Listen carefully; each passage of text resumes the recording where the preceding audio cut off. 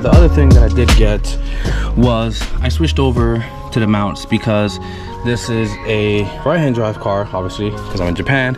So this is a right-hand drive Silvia, and I'm doing LS, but I needed right-hand drive mounts. And there really isn't any other companies that make right-hand drive mounts, because it does offset a little bit because of the rack being on this side. So I hit up the boys at Siki. Shout out to Siki for going back and forth with them on email and stuff like that, and calling them to get all these parts set up for me and shipped all the way here to Japan. So I'm happy about that. So I got their exhaust manifold, which is designed for the right-hand drive. Again, like I said, because of the rack. And then I got their nice CNC engine mount, and then I have the bushing that goes with it. And so exhaust, engine mount, motor mount, and I also got their beautiful CNC made shifter extension for my T56 Magnum. This one is about 4 inches back, so because the stock one was way too short and I didn't want to have to cut it out, and then, you know, this will be like over here and it's weird. And I'm so happy, shout out to Siki again for making sick parts. I'm so happy that they made this shifter. And they make a couple different sizes, like different lengths, I mean. But I'm so happy that they made this, because I really didn't want to cut out my tunnel and have a weird shifter. I kind of had that issue before with my old JZ swap in my S14, so I didn't like that. This is 4 inches back, which place it right here, which is a really good spot, and I don't have to worry about. And then I do have a shifter. I think it's about like 6 inches or so. I don't know. I'll see how I like it. I am waiting for their transmission cross member and they're bushing for it, because right now this is like really jammed up here, and I can't like even move the shifter because this is, you know, pretty high up. So transmission cross member, it will kind of lower it a little bit, and then boom, I'll be good to go, and it'll kind of offset it. So yeah, so I'm happy about that. So right now I'm gonna put, this is all tight, I'm gonna install the manifold, have this all bolted down. Oh, another thing I got too was their starter. So if you're building a right-hand drive LS, I would just advise to get their parts, because it's all designed to fit in perfect. I mean, I had no issues putting it in. It was just bloop, dropped in, good to go. So I also got their starter, which is down here. Now I do have a starter, which is an MSD, like a low profile small starter, but it wasn't it didn't fit. And another reason why it didn't fit was because the mounts that I had before sat the engine a lot lower. So these mounts do sit the engine a bit higher, which I did notice. I did have some issues, so I had to kind of notch this back here, which later on I'll fix it, but and it is what it is. I was kind of touching the back of my manifold, and it was dark and nighttime, so I couldn't see what was blocking the engine from going in and sitting correctly, but it was back there. But anyways, so I notched that, got some scratches, and it is what it is.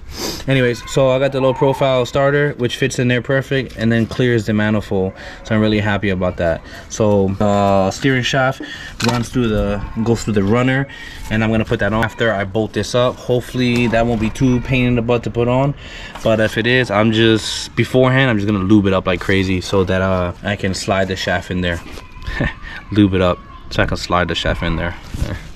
Anyways, so once I put the manifold on, see how everything is, and then I need to go ahead and reconnect my oil lines back to the remote oil cooler, and get everything all mounted back up, because I had took it out because I had to pull the engine out to get all the stuff in. I think the most important thing for now is I just want to get this whole front end dialed in, and I want to run the harness now back inside the car, and start connecting everything back up, and then seeing where everything's gonna sit inside, and yeah, and then put my coil backs on, because I don't plan on, hopefully I don't plan on pulling the engine back out for anything. You know, we got to keep the cost down. It's already cost so much money already, so you know, want to keep the cost down. So that's pretty much how it's gonna go. I'm not sure where I'm gonna set the AccuSump.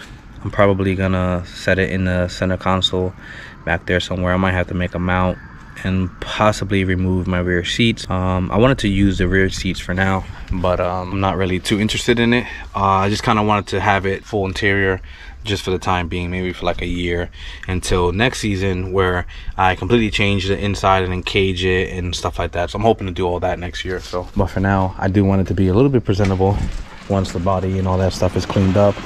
But yeah, so let's get this done. It's a beautiful day, so I want to get started on it.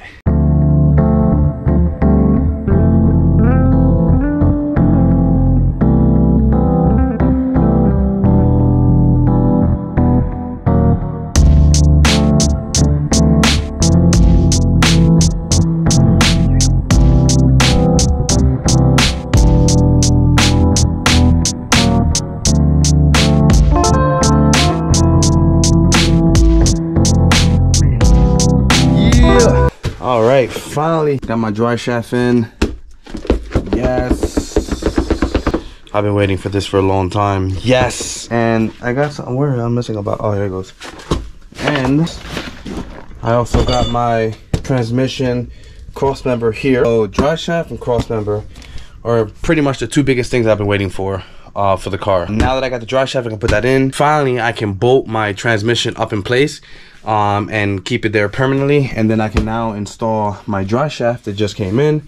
I actually went with a aluminum. Hopefully I don't break it, because I had to wait a long time for this. This is only specific for their kit, like their whole mounting kit. So without this, I cannot mount my transmission. And then I also got some other stuff too that came in today as well, which is a new racing C harness, clutch pedal from Willwood, and some other things I probably forgot. I don't remember. I've been waiting for parts for so long. But anyways, let's go outside. All right, so now that I got the transmission cross member on, next issue is this. So this is a Siki 4-inch adapter, which is a great piece, by the way. I'm so glad that they make stuff like this. But if you have one of these like brackets or something, is what I have to hold my hydro in. I'm gonna have to cut just here and here and open this up, which is no big deal. I'll just be able to mount it from here and here, the 4 points. I don't like the way this looks, but you know what, right now I'm just mocking everything up, and then later I'll clean it up, sand it down and stuff like that. So no biggie. But for now, I'm just gonna cut this here and cut this here. Thought I just might have mentioned that to you guys. I'm gonna take my marker, and basically I'm just gonna give myself enough right here, about there. Yeah, that should be all right.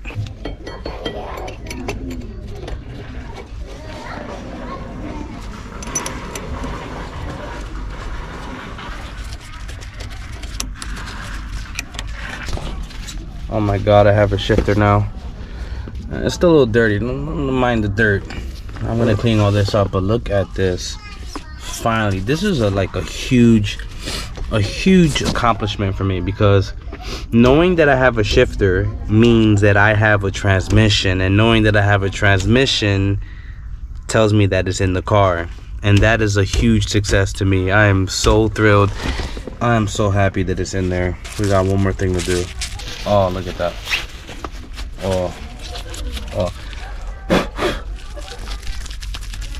Oh, wow, look at that. How cool is that?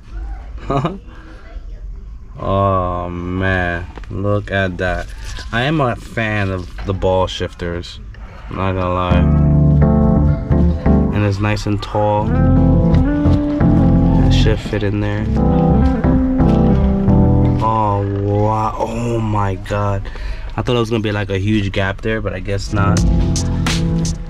Now, to try and get this straight, I'm gonna be here for hours trying to straighten this out, bro. Cause I can't have it look like that. That's not cool. We need it to look like this. So it's gonna take a couple tries. But nonetheless, look at this, look at this. Oh, I finally have, oh my god. Hear that? Race car. Oh my god, look at that. Ooh. Oh, that's tough.